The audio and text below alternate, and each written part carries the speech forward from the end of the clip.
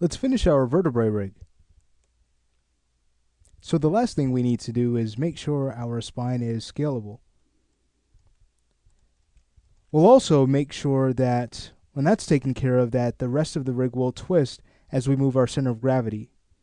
You can see as we start to move the spine, as we start to rotate, you can see its orientation is not matched with the upper body control.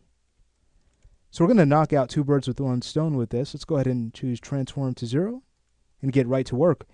What we'll need to do is link all of our PT helpers and all of our bone objects to the center of gravity control. We can use the schematic for that.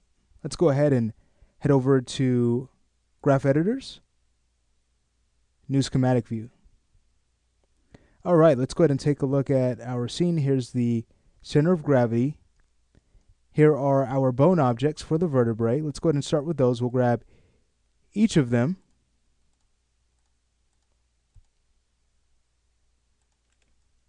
And now we can link to the center of gravity with the connect tool. Okay, great.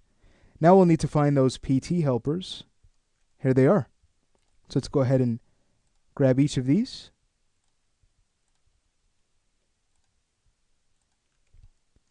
And again, we'll link to the center of gravity.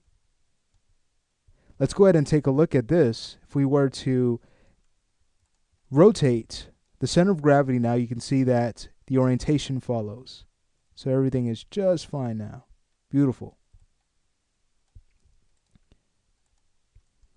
Okay, so what's the next step? Well, I like to just double check to make sure all controls are frozen. So we can just go ahead and Alt, right click and choose transform to 0.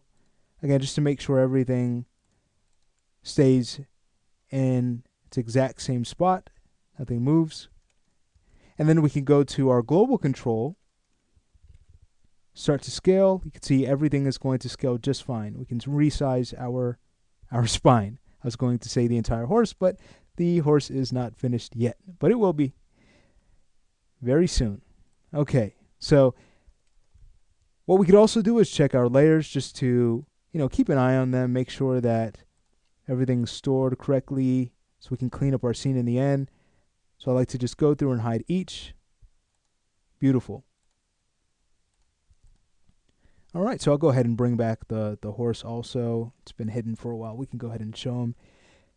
In the next lesson, we're ready to start working on our limbs, and we'll start with the pelvic limbs.